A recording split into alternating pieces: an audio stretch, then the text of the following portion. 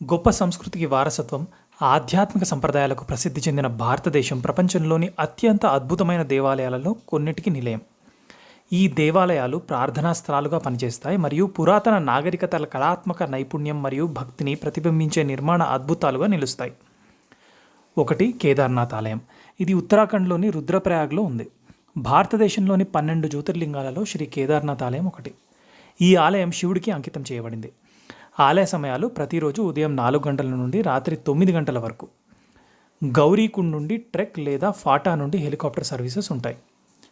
రెండోది రామేశ్వరం. ఈ దేవాలయం తమిళనాడులోని రామేశ్వరంలో ఉంది.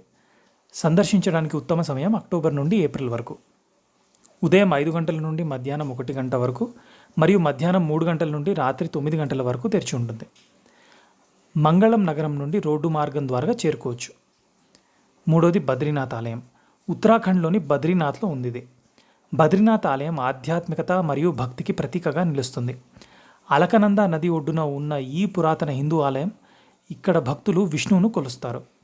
మే నుండి అక్టోబర్ వరకు ప్రతిరోజు ఉదయం 4:30 నుండి రాత్రి 8:30 వరకు ఆలయం తెరిచి ఉంటుంది. ఐఎస్బిటి బద్రీనాథ్ మరియు జోషిమఠ్ నుండి చేరుకోవచ్చు. సమీప పట్టణం జోషిమఠ్ రోడ్డు మార్గం ద్వారా చేరుకోవచ్చు. నాలుగోది వైష్ణోదేవి. ఈ ఆలయం జమ్మూ కాశ్మీర్లోని కాట్రాలో ఉంది. ఇక్కడ ఉన్న త్రికూట పర్వతాలలో వైష్ణోదేవి ఆలయం ఉంది. సుమారు 5,200 అడుగుల ఎత్తులో ఉన్న ఈ పవిత్ర మందిరం హిందూ దేవత మహాలక్ష్మి యొక్క అవతారం.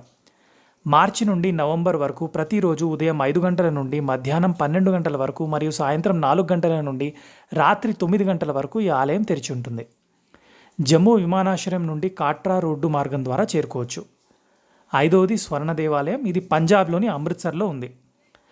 శ్రీ హర్మిందర్ సాహిబ్ ఆలయం స్వర్ణ దేవాలయం అసలు పేరు. ఇది ప్రపంచంలోనే అత్యంత ప్రసిద్ధ ఆలయాలలో ఒకటి మరియు అమృత్సర్లో ఉంది. ఈ ఆలయంలో ఎక్కువ భాగం బంగారంతో తయారు చేయబడింది. ఇది సిక్కుల దేవాలయం. అక్టోబర్ నుండి మార్చి వరకు ప్రతిరోజు ఉదయం 3 గంటల నుండి రాత్రి 10 గంటల వరకు దర్శించుకోవచ్చు. ఆరవది బృహదీశ్వర ఆలయం. తమిళనాడులోని తంజావూరులో ఉంది. ఆలయానికి మరో పేరు పెరియార్ కోవిల్. ఈ ఆలయానికి శివుడు ప్రధాన పోషకుడు. ఇది తమిళనాడులోని అతి పెద్ద ఆలయం.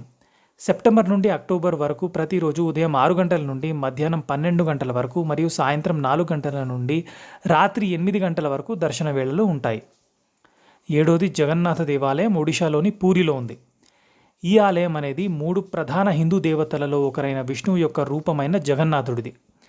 ఆలయ సమయాలు ప్రతిరోజు ఉదయం 5:30 నుండి రాత్రి 9 గంటల వరకు ఉంటుంది. భువనేశ్వర్ నుండి రోడ్డు మార్గం ద్వారా చేరుకోవచ్చు.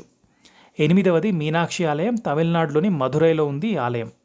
అత్యంత అద్భుతమైన ఆలయాలలో మీనాక్షి ఆలయం ఒకటి. మీనాక్షి దేవత విగ్రహాన్ని సృష్టించడానికి ఒక పచ్చ ముక్కను ఉపయోగించారని చెబుతారు.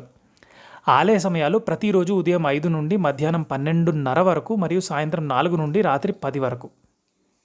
మధురైకి రోడ్డు మరియు రైలు మార్గం ద్వారా చేరుకోవచ్చు. తొమ్మిదవది అమర్నాథ్ దేవాలయం గుహలు. ఇది జమ్మూ కాశ్మీర్లోని పెహల్గాంలో ఉంది. అమర్నాథ్ గుహ యొక్క ప్రాముఖ్యత హిందూ మతంలోని ప్రధాన దేవతల్లో ఒకరైన శివుడిది. గుహ లోపల సహజంగా ఏర్పడిన మంచులింగం ఉంది. ఇది శివుడిని అతని నిరాకార, శాశ్వత మరియు దైవిక స్థితిలో సూచిస్తుందని నమ్ముతారు. జూలై నుండి ఆగస్టు వరకు ప్రతిరోజు ఉదయం 5 గంటల నుండి 11 గంటల వరకు దర్శించుకోవచ్చు. సమీప పట్టణం శ్రీనగర్.